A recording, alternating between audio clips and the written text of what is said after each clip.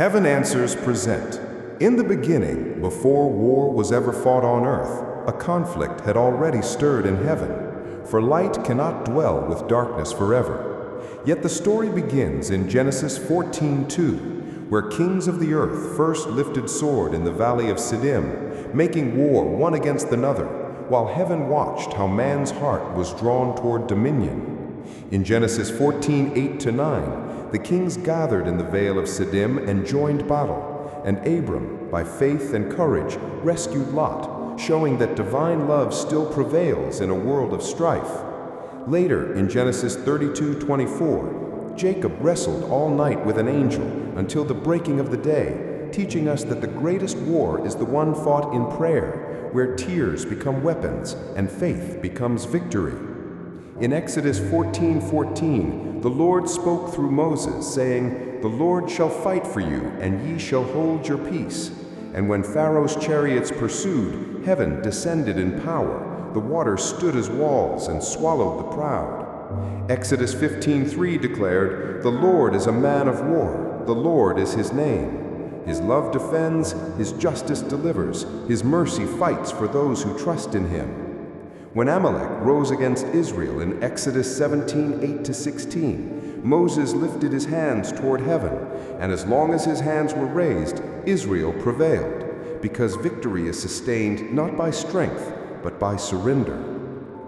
In Numbers 21:14, it is written in the book of the wars of the Lord that the Lord himself remembers every battle fought in faith.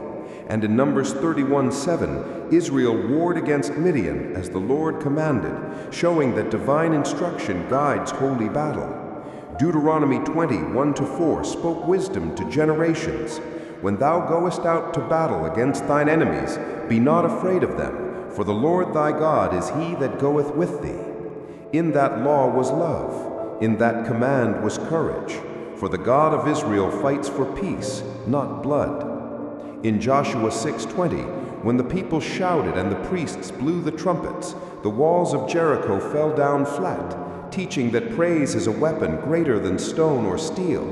And in Joshua 10:40, the Lord gave Joshua victory over every enemy because obedience brought power and faith invited favor. In Judges 3:1-2, the Lord left certain nations to teach his people to know war, to build endurance, to train their hearts to trust him. Through Gideon, in Judges 7:19-22, God revealed that numbers mean nothing to heaven, for 300 men with faith can scatter an army of thousands when the Lord fights beside them. In 1 Samuel 17:47, David stood before Goliath and declared, "The battle is the Lord's," proving that divine strength dwells in those who believe.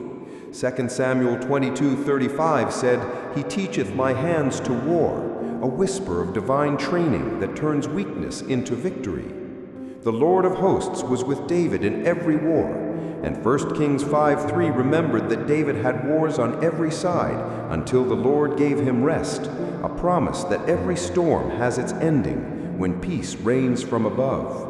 In 2 Kings 6:17, Elisha's servant's eyes were opened, and he saw the mountain full of horses and chariots of fire, proof that unseen armies surround those who belong to heaven.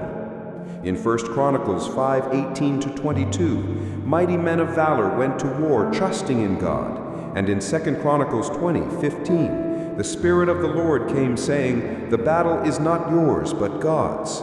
Jehoshaphat bowed in worship, and praise went before the army, turning worship into warfare and worshipers into victors. The Psalm sang of the God of battle. Psalm 18:34, "He teacheth my hands to war." Psalm 24:8, "The Lord strong and mighty, the Lord mighty in battle." And Psalm 46:9, "He maketh wars to cease unto the end of the earth." David knew that every conflict carried a covenant, and every wound became a word of testimony. Proverbs 20:18 taught that by wise counsel thou shalt make thy war, reminding that divine wisdom wins more victories than weapons. In Isaiah 13:4, the prophet heard, "The Lord of hosts mustereth the host of the battle," for God commands armies both earthly and angelic. Yet in Isaiah 2:4 he also saw the promise of peace. Nation shall not lift up sword against nation, neither shall they learn war any more. God's ultimate purpose was not endless conflict, but eternal calm. Jeremiah 51:20 spoke to the chosen of God, "Thou art my battle axe and weapons of war," meaning those who walk with him carry his authority to break chains and destroy strongholds. Ezekiel 38:39 foresaw the war of Gog and Magog, a shadow of the last rebellion, but even then fire from heaven would defend the faithful, proving again that righteousness never stands alone. Daniel 10:13 unveiled the hidden realm, where Michael the archangel fought against the prince of Persia, showing that prayer on earth shakes kingdoms in heaven.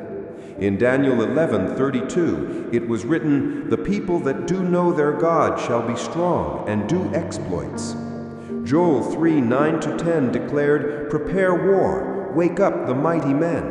But it was also the same prophet who promised the outpouring of the Spirit upon all flesh, revealing that spiritual revival is the greatest victory of all. Zechariah 14:3 said, "Then shall the Lord go forth and fight against those nations," a prophecy that still speaks of Christ's return as the divine warrior of love and justice. When the Son of God walked the earth, he redefined war. In Matthew 24:6 he said, "Ye shall hear of wars and rumors of wars, but see that ye be not troubled." His message was peace through faith, not fear through conflict. The war he came to fight was not against men, but against sin and death. In Luke 14:31, he told a parable of a king going to war, teaching wisdom and humility before every battle. And in Luke 21:9, he warned of coming strife, but promised that endurance would bring salvation. Paul continued this revelation in Romans 7:23, confessing, "I see another law in my members, warring against the law of my mind," showing that the true battlefield lies within. In 2 Corinthians 10:3-4, he wrote, "For though we walk in the flesh, we do not war after the flesh. For the weapons of our warfare are not carnal, but mighty through God to the pulling down of strongholds." In Ephesians 6:12, he revealed the greatest mystery of warfare. "For we wrestle not against flesh and blood, but against principalities, against powers, against rulers of the darkness of this world." Thus he called believers to put on the whole armor of God, the belt of truth, the breastplate of righteousness, the shield of faith, the sword of the Spirit, and the helmet of salvation, each piece forged in love and worn in prayer. 1 Timothy 1:18 urged, "War a good warfare, not with hatred, but with hope." James 4:1 asked, "From whence come wars and fightings among you?" revealing that pride births conflict and humility brings peace. Finally, the veil lifted in Revelation 12:7, and there was war in heaven. Michael and his angels fought against the dragon. The dragon fought and was cast down, his rebellion silenced by the blood of the Lamb and the word of testimony. In Revelation 16:14, spirits of deception gathered the nations to battle. But in Revelation 19:11, John saw heaven opened, and behold, a white horse, and he that sat upon him was called Faithful and True, and in righteousness he doth judge and make war. The armies of heaven followed him in fine linen, white and clean, for his warfare was holy, his victory eternal. And in Revelation 20:8-9, Gog and Magog rose once more, but fire came down from God out of heaven and devoured them, ending forever the war of evil. Then came peace that knows no end, the new heaven and the new earth where righteousness dwells, and the voice of the Lord declares, "Behold, I make all things new." The Lord of hosts, mighty in battle, revealed himself as the Prince of Peace. Every war, from Genesis to Revelation, pointed to one truth: love conquers all. So today, Heaven Answers reminds you that the battles you face are not signs of defeat, but invitations to victory.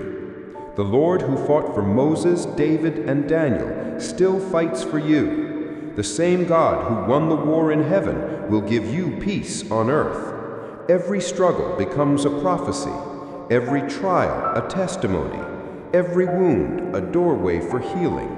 The word still declares, "The Lord shall fight for you, and ye shall hold your peace."